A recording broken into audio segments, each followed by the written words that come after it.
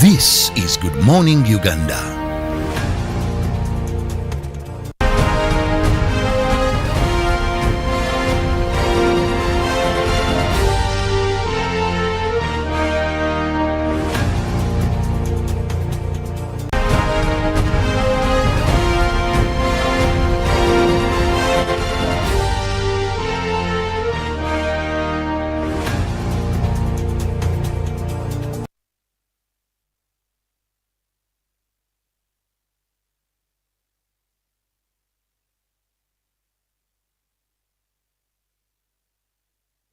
We are glad you're still with us on UBC TV. Thank you so much for being part of us every weekday. And it is now time at exactly 7 minutes past the top of the hour.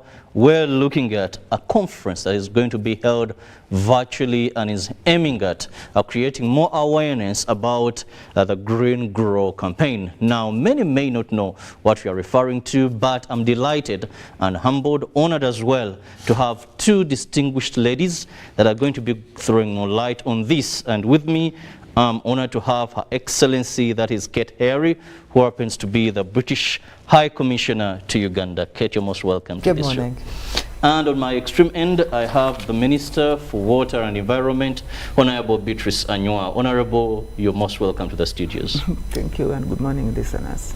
Good morning to you, ladies. And of course, like I earlier told you, this is a campaign, and I find no better person to break the term "Go Green" to an ordinary Ugandan out there who may not even understand much of this before even focus more on the event itself that will be running from the 19th to the 10th of this very month and this year, but virtually. Her Excellency, please break for us the term Green Grow to an ordinary person to understand this better. Yeah, no, thank you very much, and it's a pleasure to be here this morning, and pleasure to be sitting next to my sister, the Honourable Minister, as well. So, green growth, it's a really important concept because actually it's about making sure that we're supporting economic growth and development, something that's so fundamental to Uganda's future, but doing that in a way that ensures that we are also not depleting the natural assets of Uganda, its forests, its wetlands, its air, its environment more broadly, but instead actually doing that growth in a way that allows those resources, those natural resources, to continue to thrive, and in order for them to actually both support growth in the future in a sustainable manner, but actually we need those resources for our well-being, for the air that we breathe, for the land that we live on. So green and growth is making sure that one doesn't preclude the other, and actually together they achieve even more. So when we looked at sort of the opportunities here in Uganda, you know, we believe that actually if you harness some of the financing available to grow in a green way, then we're talking an additional 4 million jobs here in Uganda. And that's a really important priority for my government, the British government, helping to create jobs here in Uganda. So in simple terms, it's all about development, but considering the green, that is nature, that we have as a country. And harnessing that nature. So it's not just about sustainable development and protecting it, but actually harnessing that nature to support us and harnessing those opportunities. So clean energy is a classic example. Harnessing the sun, harnessing the wind, harnessing wave power. That's the green growth we're talking about. Honorable Beatrice Anywa, you're an environment activist, and this you've done as long as I've known you. When you talk about that is the Green Growth Conference, how does this fit in Uganda's mandate of climate, that is management, and in terms of fighting climate change? Thank you, the moderator, and my sister, Kate, the ambassador, and you, the viewers. As a country, this is a very golden opportunity for us because it fits in our aspiration. Green growth is all about how we can inclusively include all our activities in the government programs to lower the emissions, to make good use, efficient and effective use of the available fuel resources, natural resources. And therefore, as a government where we are looking towards to be partners in lowering the emissions. We are not the biggest emitters as such, but we are part of the global solution, and we think that the green growth is one of the partnership we are going to have with the UK government to enhance what our vision, which is already stipulated in 2040, is all about. We look forward making sure that we make effective and efficient use of the available resources for the benefit of our community, of increasing the economic green world. I must say the GDP must be based on how efficiently and effectively we use our available resources in a more sustainable way. We are looking towards having the employment, as you have seen Ambassador Kate has alluded to, of our generation, and more in a sustainable way, and the resilience of how we are going to mitigate and adapt to the effect of climate change. These are already in our program as a government, and we think it is going to enhance all this undertaking.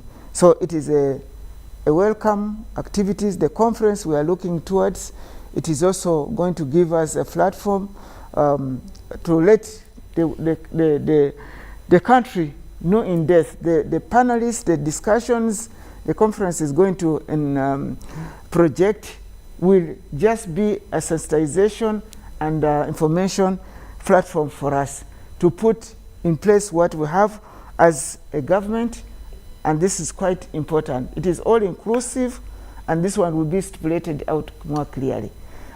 It's not a new phenomenon to us now. We are already actually projecting in so many undertakings. So for us, it is really a most welcome and timely intervention. Well, timely, Your Excellency, this brings me to the question, why now that we have such a conference?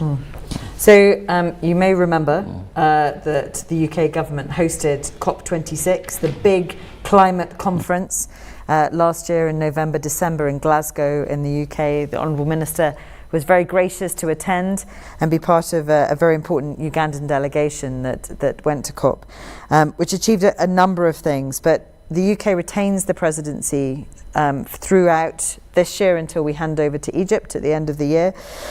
And, you know, we made some really important commitments at that COP as my government. And the first one was to be absolutely committed to supporting what we call climate vulnerable countries, ensuring that money to support adaptation, to address loss and damage, all of those commitments are honoured this year. And that we're working with other donors to make sure that we can make some really significant progress towards doubling the amount of climate financing available. The Honourable Minister alluded to the fact that Uganda is not a major emitter, but the sad fact is you're one of the countries that is suffering the most from the impacts of climate change. There is an obligation on countries such as mine to support you in making the transition, on adapting to those changes. But one of the key things around that is actually getting some of this financing flowing, as we like to say, is actually making sure it reaches people that need it the most. And this conference really is the start of our work on that here in Uganda. So, you know, making sure, as the Minister said, sensitising people here in Uganda to the opportunities that are available from green growth, building Uganda's economy in a really climate smart way, ensuring it's resilient, ensuring that it's clean and green, and that therefore, for the way we see it, is that, you know, we're supporting businesses, we're supporting development that not only has a positive benefit for today's young people, but actually for future generations to come. Well, you brought in a very interesting word, that is climate smart. I just love that, climate smart. And of course, you've talked about partnering. Honourable Nyura, now this brings me to, what does Uganda benefit with working with the UK businesses? UK government has been our long-standing partners. That should be on record. And as she said, I was privileged to lead a delegation, Ugandan delegation to COP26, which was hosted by the United Kingdom. And we went there as a team, and we went to negotiate, literally, and then to share information. And then we wanted also to come back and see what we can implement in that. Yes, what are we benefiting all this? First of all, participation itself, like in COP26, was a privilege. We have already, as a country, national determined contributions, which we are proud to go and share what are other countries doing to come this big monster. Now, UK, as our partners, have partnered with us, have funded us, has shared knowledge and expertise with us to be able to implement the smart climate investment, as he's saying. We are proud of that.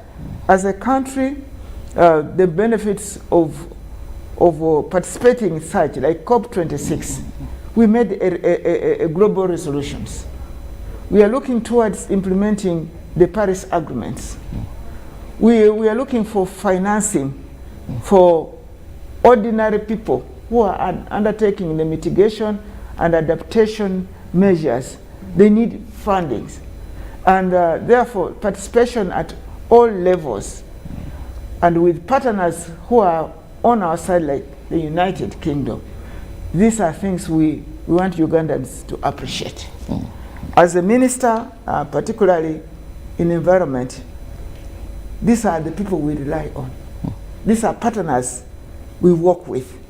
And maybe for your information and listeners out there, Uganda, we have already set the steps in place which we want seriously to implement the smart investment.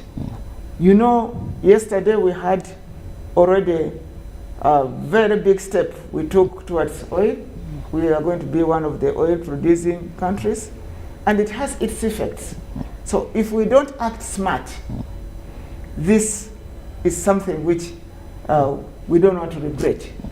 The effect, and the ambassador said, yes, as much as we are not the biggest emitters, we suffer it a lot.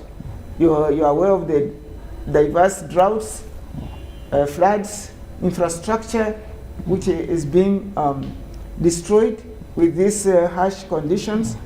And these are the partners we go to, and they help as a country. And therefore, this partnership, we want it to be translated into action, which we have already good enough as a country. We have already the legal framework in place. Okay. That's a bold step we have taken. I had already alluded that as a country, we are not an island. We want also to participate at many other higher levels. Maybe at appropriate time in future we shall roll out some of the undertakings. I don't want to preempt what we have in the store as far as being also players. We are not only spectators. We are players. And that brings me back, Your Excellency, particularly to the conference for an ordinary Ugandan. What do we stand to benefit, and in this campaign generally? So I think specifically on green growth, I mean, just to give you a scale of something, this is not sort of an experiment that we're doing here in Uganda. It's a proven benefit. I mean, to give you an idea, the UK, this green economy is worth over £200 billion. Like, we're not talking a small niche area. We're actually talking making it central, really, to the British economy. There's lots of things we've learnt in that. Some mistakes, some successes, and I think this is genuinely a partnership. The Minister's absolutely right. You know, we are here to support, but Uganda is very much a player for us in this space. There's opportunities here for British companies, there's opportunities for Ugandan companies, and there's access to financing to be able to support realising those opportunities. And that's the right thing. You know, one of the key barriers we've always had is being able to bring the investments here in Uganda to make sure green growth flourishes.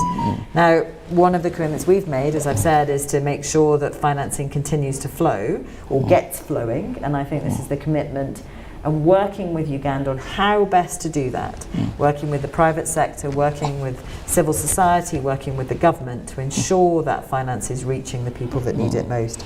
So as I said, you know, when we looked at the potential here in Uganda, you're looking at, you know, up to 4 million jobs to be created from the green growth sector, and actually adding to, you know, 10% to GDP by the middle of the century. I mean, that's a significant increase in that sustainable economic growth. So it's a serious opportunity. Sometimes when we talk about climate change, we focus on the risks, which is right, and I'm not diminishing that. We talk about the droughts, we talk about the floods. The Minister said, she's absolutely right, the impact on people. We don't often focus on the opportunities side of things. And it is both sides of that. You know, to achieve this future that we all want, that COP set out, of being able to keep the dream alive of 1.5 degrees temperature rise. Within that are some significant changes in how we do things, whether that's energy generation, whether it's agriculture production, that are going to really unlock potential here in Uganda. So this conference is going to explore some of those ideas. It's going to be sharing practice between the UK and Uganda. It's going to be not saying that we have the answers, it's going to be very much a conversation that says, how do we take this forward now?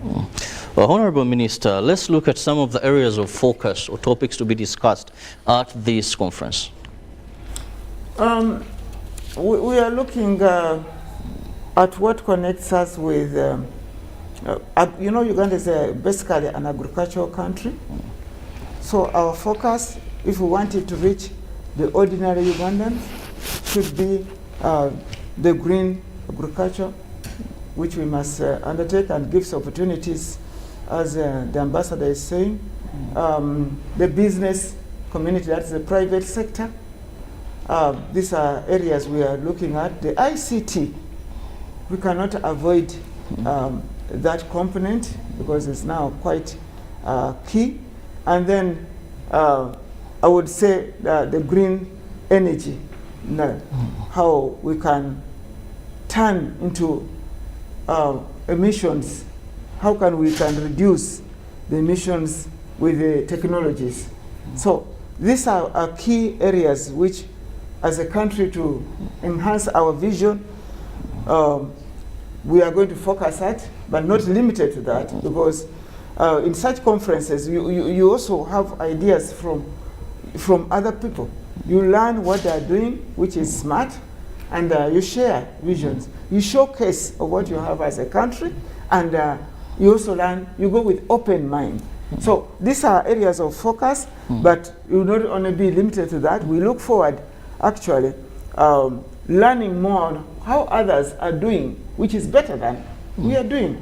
You know, so it's the effect of climate change is putting the whole world on innovations, and innovations pop up every now and then. Maybe we're also going to be a bit keen. Not all innovations or technologies works also well for us.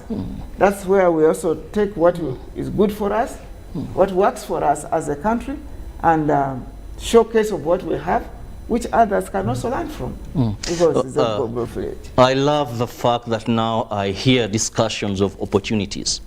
Most of the times we've been looking at, well, there's a scarecrow coming our side. It is a danger, run, run. But now I love that Her Excellency and of course the Minister, you're driving this to show that yes, we have a problem, but there are also opportunities in here, and I think that is one of the things that we should open our minds to and better understand. But Your Excellency, we've just had the COP26. Look at this conference. Is it a follow-up to the gains of COP26, and if so, how? So it's absolutely directly connected. So, you know, one of the sessions that actually was co-chaired by the Americans and the Europeans and ourselves, the British, launched a Clean Green initiative, and the British government put in £3 billion of funding alone, and is mobilising roughly the same amount of private sector funding into that initiative.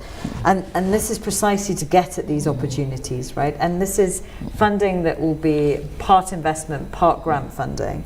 And it's to support technologies like, we're talking about these opportunities, and Minister has raised it, by drought-resistant agriculture. Uganda is an agriculture economy, you know, actually being able to put in place irrigation systems or supporting better water management isn't just going to protect from the impacts of climate change on an agricultural society like Uganda, but potentially is going to increase production. So again, it's that both protecting from the risk, but also seeing that there is a huge opportunity from increasing production here in Uganda.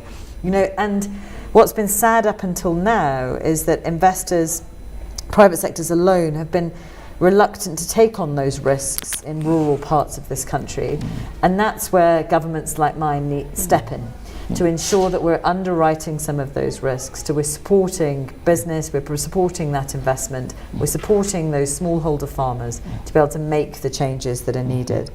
You know, there are lots of clever ideas out there, and that, you know, we're looking at. There is also green bonds on renewable energy to be able to support greater electricity production. There's huge potential in this country for off-grid renewable energy solutions to be able to increase access to electricity across Uganda. You know, also looking at kind of green infrastructure we talked about the impact of floods on some of our infrastructure, you know, but actually there's lots of ways we can do cities smarter to make sure that, you know, they are less polluting in the way. Recently we had the campaign called the Smart City. Exactly, that is right? for Kampala Capital City Authority. Precisely. And one of the issues is going green. Yep. Ensuring coexistence, Yep. much as we have development, but we can still maintain nature and the loveliness of green. Absolutely, right. And so, you know, the bit for us is looking at transport solutions that are also cleaner and greener. I mean, I love Kampala. It's, you know, I've lived in many cities across the world, but I think Kampala is really special. But there's quite a heavy air pollution in Kampala, and one of the benefits of the opportunities that we're talking about is clean green transport. Now, if you were to reduce some of the sort of pollution levels in Kampala, the health benefits for all of us who live here are huge, right? And I also have an economic bounce to that if we are, you know, able to make sure we're not suffering from the health repercussions of poor air pollution. So I think, you know, there are huge opportunities across this space. And like I say, the bit for us is ensuring that we can match the opportunities with the investors, with the financing, to really get green growth started.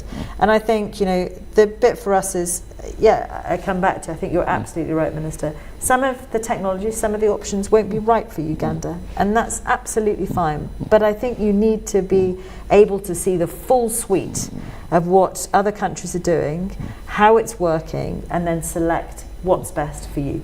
And so we are facilitating that process through this conference. Very interestingly, and I know there are a number of environment innovations that a number of Ugandans have come up with, and the challenge has been funding, also letting the world out there know that this is what we are doing in green growth direction.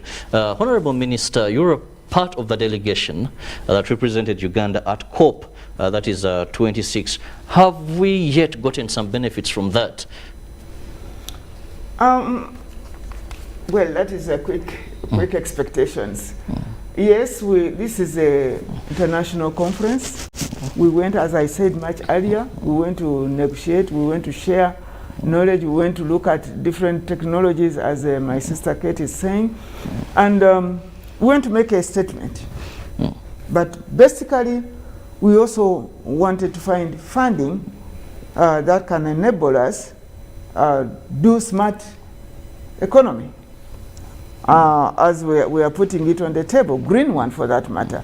So we came back, that was end of last year. We are now just in February, beginning. So you don't expect tangible result. The best result, which I thought, was to enable us sign the commitment. That is the will, a good will, that the world is looking at towards having a solution to the effect of climate change. That was good enough. We went there to showcase. We even had to tell the world, we as the country, what are we doing? As I said earlier, we're not spectators, we're participants. We had to show what national determined contributions we are going to give And at that, what are we doing, Honorable? And exactly why I appreciated the green growth is part of the strategies coming into our dreams of what we have said. We have already said, I told you, we are going to be a oil producing country, and we are keen not to be polluters. So clean energy is what we are already in place. You are even aware that we are moving towards having clean transport, infrastructure, green economy, green agro-business, green smart undertaking strategies as a country. These ones, we have already determined it as a country.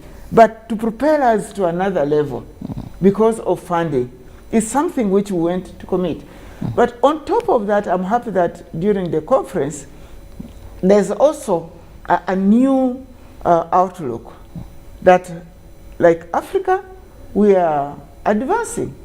We are saying, look, as much as we are the least emitters of this menace, we are suffering it most. Now, how do we get compensated, for example? I was happy also to say that, in my view, Africa is part of the biggest solution to the effect of climate change. Why? Because we still have a bigger green than elsewhere. So if we enhanced our green, we protected our green. Like a country, you're saying, what are we doing? I told you we have already a bill which was brought in Parliament. I'm happy I was part of it. So we have a legal framework. We have a committee which is fast-tracking the effects of climate change as a country. Not many countries do have this in their policies. So our policy is already clear about that. And we have a 10 years program of restoration. We are saying, can we protect what we already have jealously? And the policy is now stringent on that. You are aware, as a country, the president has already pronounced himself. You saw even yesterday we are cancelling titles in wetlands. We are protecting the forests. We are undertaking that seriously. It's action, you know. And then we are looking at restoring those there which have been degraded. These are bold steps, but we need the necessary funding to help us, propel us to another level. And the solution, as I said, the benefit of it is not going to be only for Uganda. No, capping the carbon emission is for the whole world. Definitely. So the more we do it, is a contribution we are going to give, and vice versa. We Ugandans, we are going to benefit. Our agriculture is going to be now a smart one, and this one will propel our GDP ahead. It's going to offer more job opportunities. It's going to help the private sector and the CSOs, you know, to have a lot of engagements. So these are opportunities. As a country, that is what we think the COP26 was able even to lift us higher. We came back, we have the challenges we made commitments, we made demands, we are now dialoguing further, and as I think you are also coming to the end, I see your time back, we are also aspiring, must also break this, that Uganda as a country, we are aspiring to, for United Nations Environment Assembly, UNEA 6, for the presidency, which I start with my sister here, that they should support Uganda to take on to the presidency of the United Nations Environment Assembly 6, UNEA, where policies on environment are going to be made. Currently it is being held by Norway. Now it is the turn of Africa, and in Africa we have 4 countries contesting, and that is Malawi, Uganda, Morocco, and Algeria.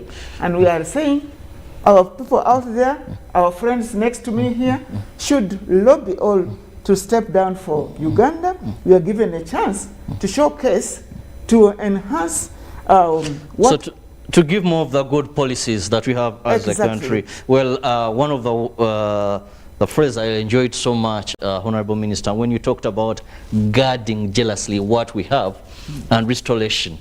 If only you can have effective implementation of that, then also coupled with smart agriculture, that is the green growth, I believe then we would be the best people to host or to take over that seat as Uganda, and the rest should just automatically step down for us. But Your Excellency, let's also look at how does the UK, or how does it have a mileage over other countries in this campaign? So I think first and foremost, you know, we really listened to countries, including Uganda. We've had a long dialogue with Uganda on climate issues, and understanding, you know, that role of not being one of the major emitters, yet the needs being so great.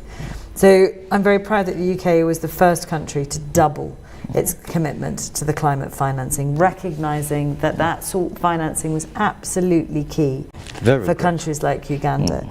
And then, as part of our run-up to COP, we asked all of the major donor countries to do the same. Lots of them stepped up.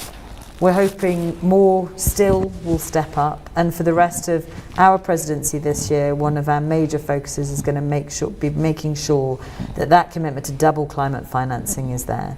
But as I said, I think one of the other benefits we as the UK bring is not just that we've listened and responded to the needs of this continent and to this country, but also actually that we've also heard that it's all very well and good, this money sort of in the sky, but if we can't access it for those that need it most with the opportunities, then it's not worth the bills that it's been on. So really working with countries like Uganda, and Uganda will be one of the big wins the Minister got out of COP26, is getting Uganda as one of 5 pilot countries that will see initiatives to get this money flowing, this investment into Uganda faster than we're seeing in the rest of the world. But just to stress that it's not just about the climate agenda. You know, the UK government is very keen on deepening our broader economic partnership with Uganda.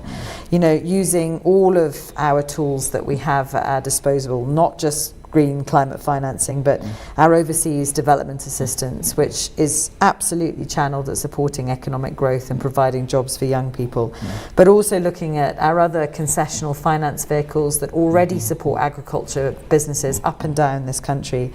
We also support British business to make investments that meet international standards, are bringing you the very best of technologies here in Uganda to make sure that you're not buying second best, you're absolutely buying world standard, just as is needed and deserved. And I think, you know, the piece for us is seeing both our countries grow in this climate smart, this green growth way is really where we want to end up. But, you know, as people who want to sign up for the conference and will learn at the conference, like I say, we're already making huge amounts of these investments here. You know, we have a big investment in sustainable transport solutions, and, you know, we'd love to do that at a much bigger scale. On clean energy, we're one of the major investors in looking at solar panel as well as water energy here. Urban planning, you mentioned KCCA, another one of our key partners here in Kampala, supporting their planning processes.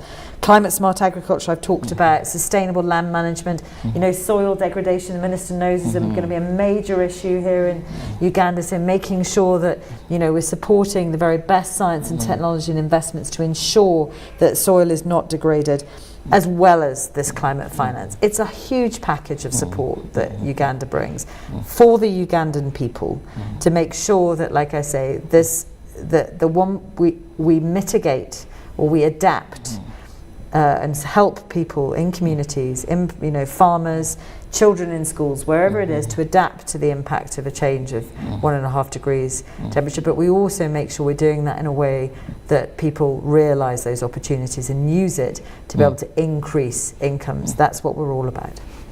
Very interesting there. Opportunities are everywhere, but the biggest thing is aiming at ensuring that we mitigate the effects of climate change through promoting, that is the green growth campaign, where among them is smart agriculture. Honorable Minister, whenever I hear about financing, there's one thing that has always been on my mind, and when Her Excellency was talking about Uganda being among the 5 countries that are going to be taken on a pilot project, what happened with carbon trade? At one time, you were talking about opportunities up there in the sky, and I see you have vast vast land, we have the good fertile soils, and this is one of the areas I always think actually that, well, Ugandans can do great.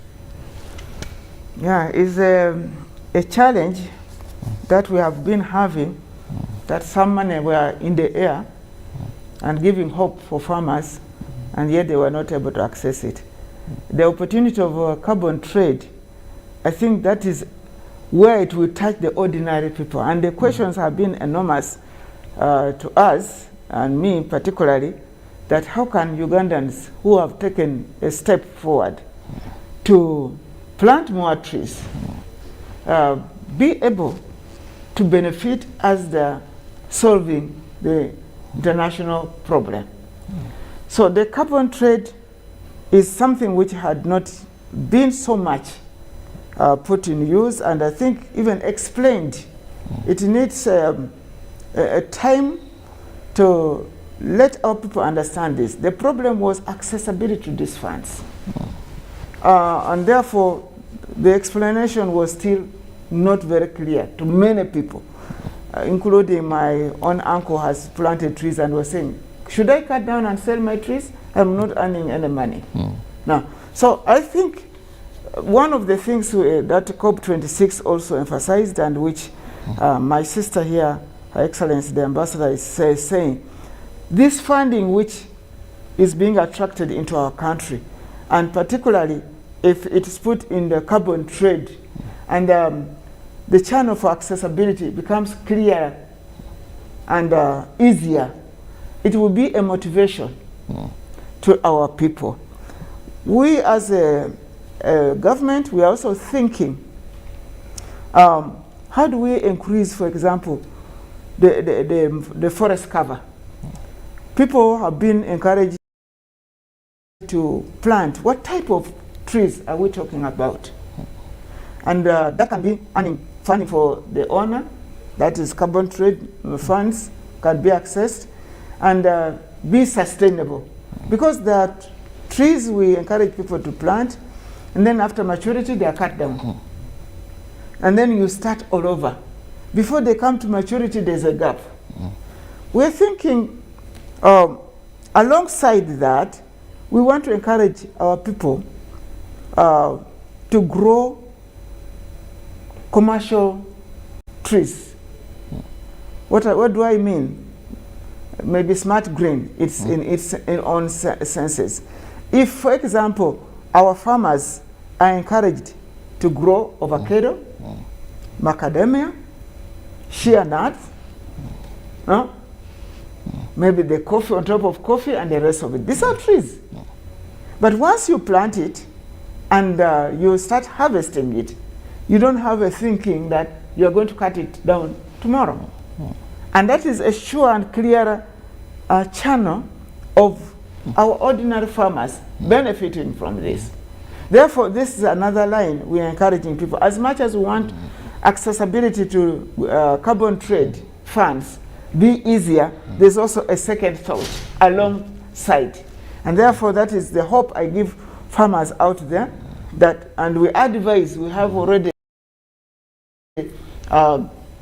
some partnership, we have signed some MOUs with a group of people. As a strategy and a policy matter, we are even saying all the infrastructure, that our roads must have indigenous trees alongside. We have already signed MOUs with the Ministry of Works and Transport. Those are already in place. We are engaging the youth.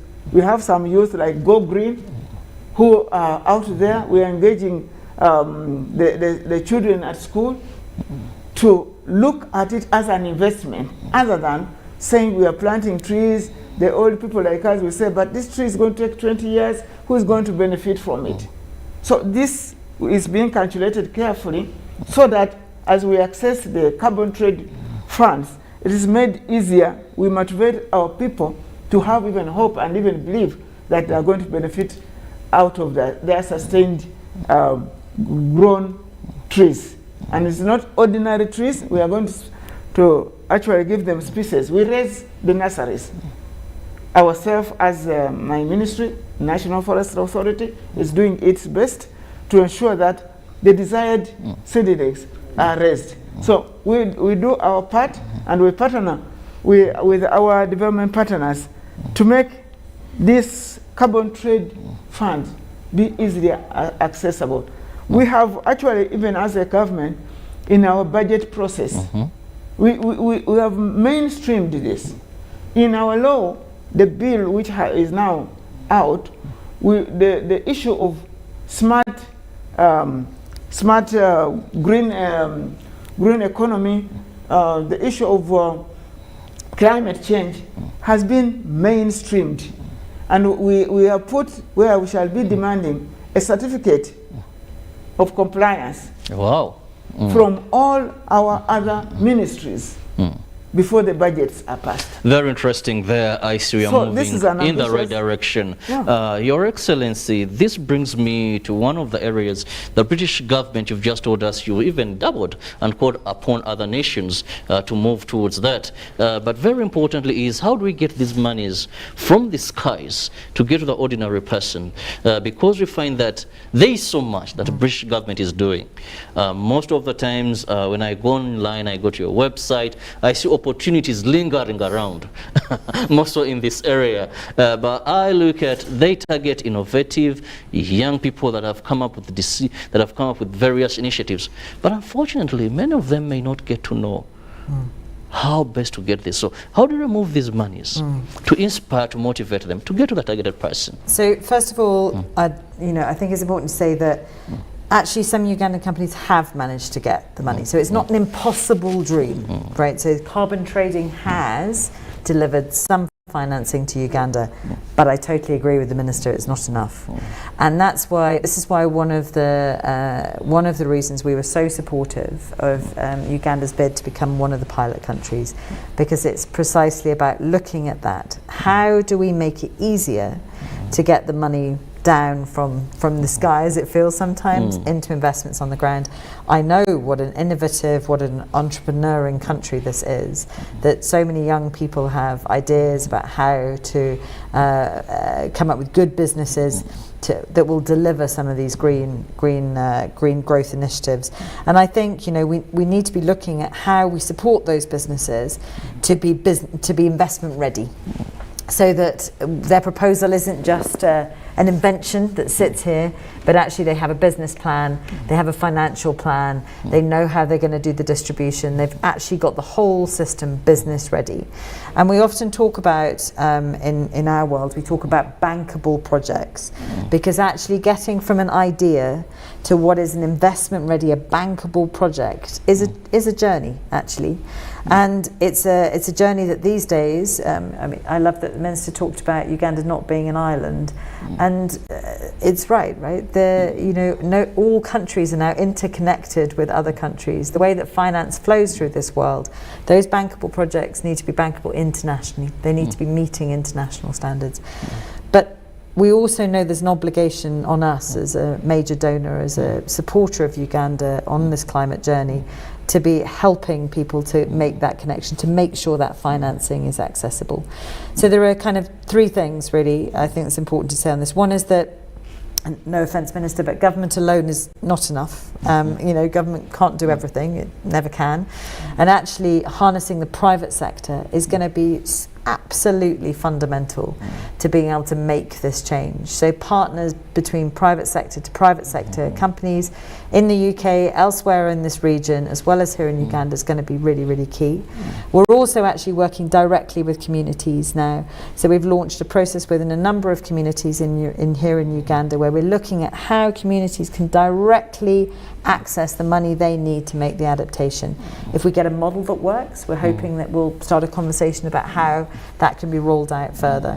That we need to work at all these levels to make sure that financing, we know it's a barrier, we know it hasn't achieved what we wanted it to achieve, and now really we have an opportunity to get that right.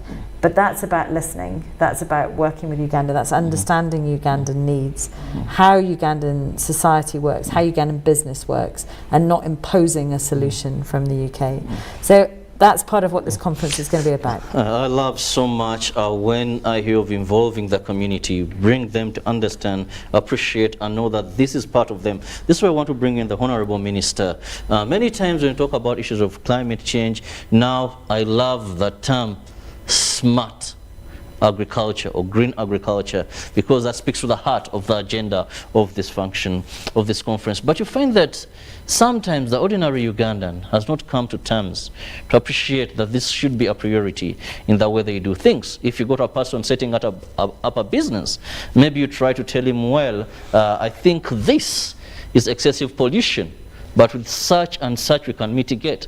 If you tell a person, having green all over your house, today I visit many, Your Excellency, many homes, and previously when we were growing up, trees were a mandate of compound design.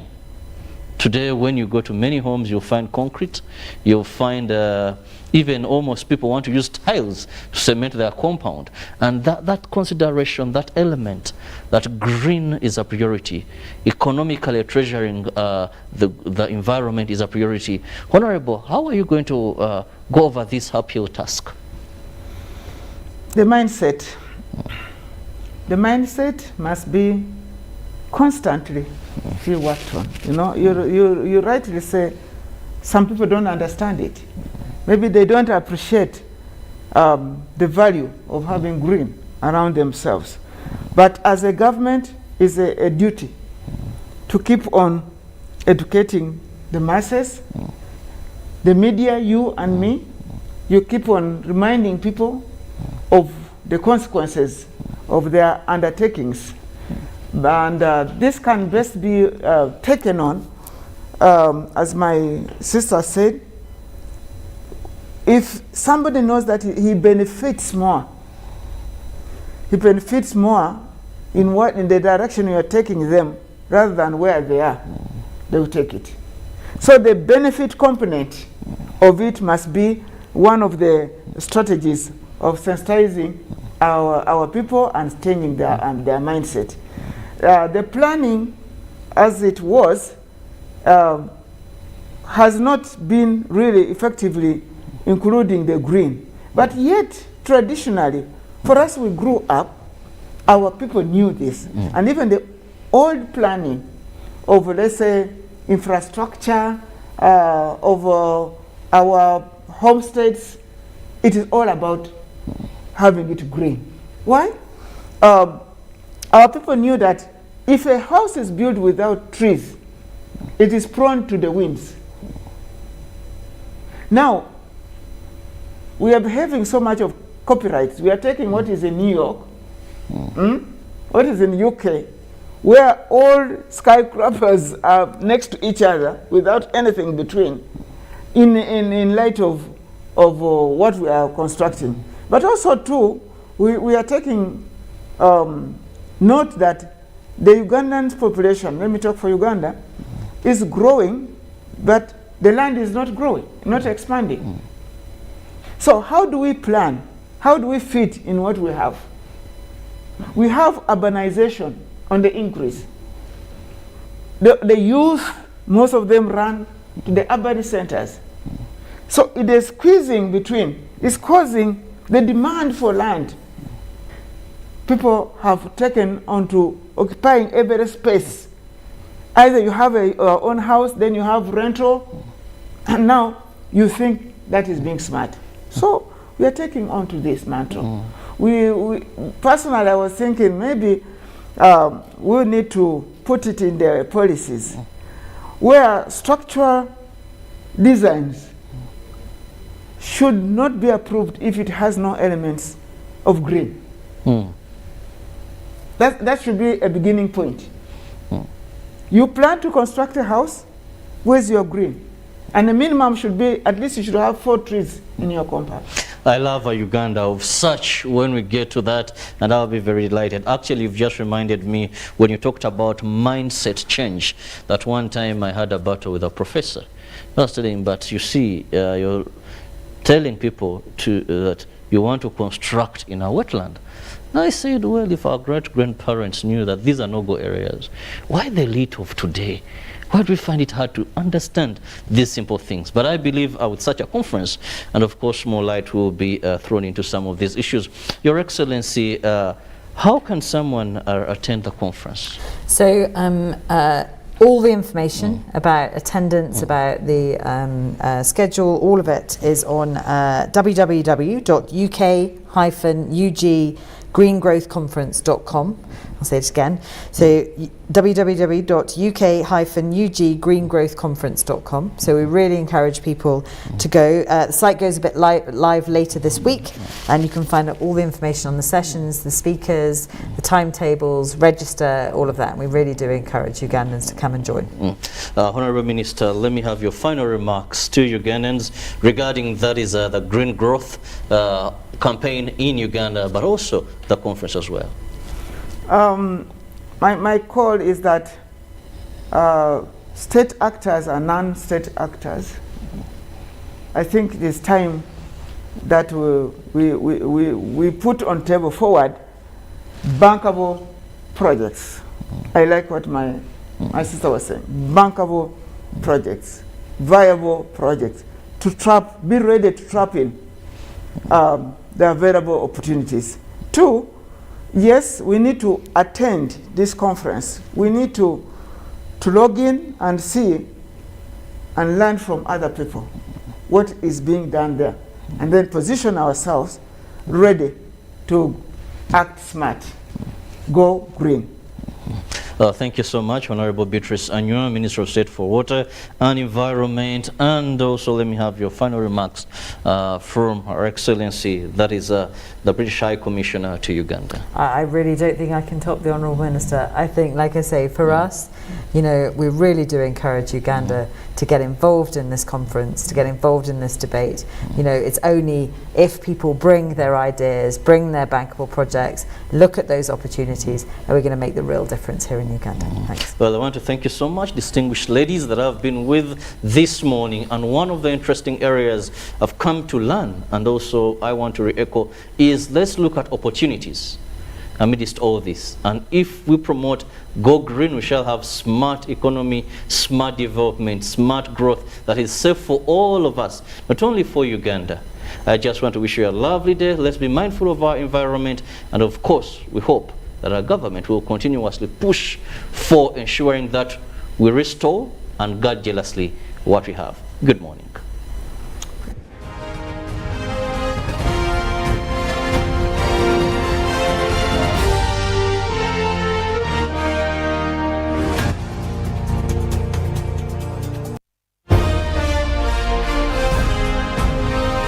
Live from Now Avenue in UBC Studios.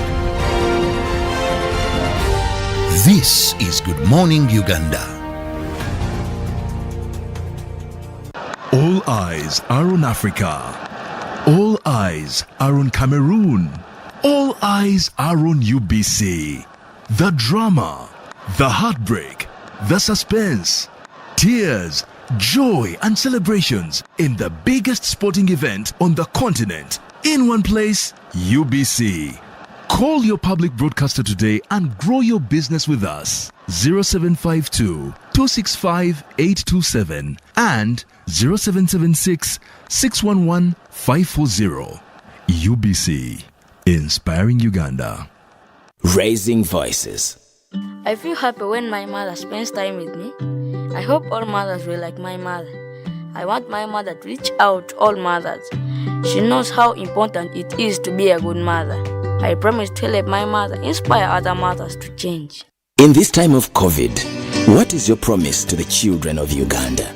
Because a violence-free childhood is everyone's right. Raising voices. It's no secret that ICT makes learning easy. The strides made in our field could not be possible without it.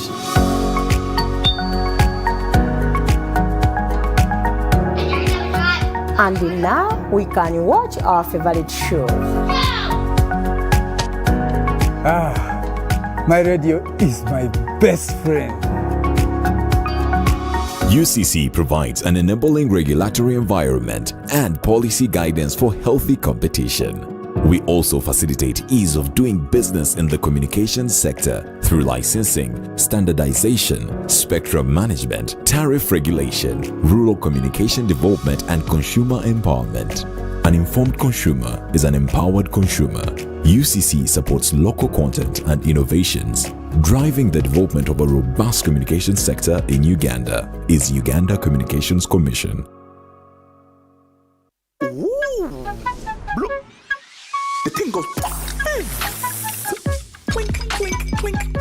Woo.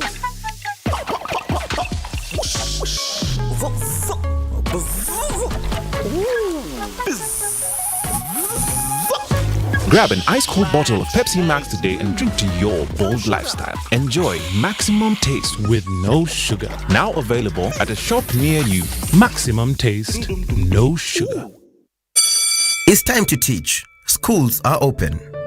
In these days of COVID-19, teachers are not only giving knowledge, but protecting themselves and their students from the virus.